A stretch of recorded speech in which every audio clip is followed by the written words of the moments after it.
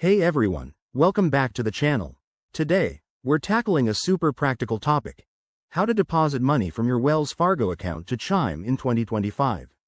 Whether you're looking to move funds for everyday expenses, savings, or just to take advantage of Chime's awesome features, this step-by-step guide will make it straightforward and hassle-free.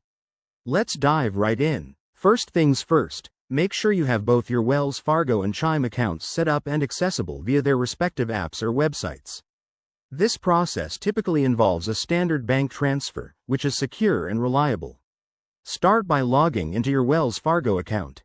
Once you're in, navigate to the Transfers or Move Money section. It's usually easy to find in the menu. Next, you'll need to add your Chime account as an external account. Click on Add Account and enter your Chime account details, like the account number and routing number. You can find these in your Chime app under Settings or Account Information. Wells Fargo might ask you to verify the account by making a couple of small test deposits or by confirming via a code sent to your email. Don't skip this step, as it's for security.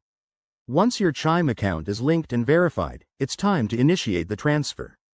Select the amount you want to move, choose Chime as the destination, and double-check everything to avoid any mistakes. Transfers can take 1 to 3 business days, depending on the banks, so plan accordingly. Oh, and keep an eye out for any potential fees.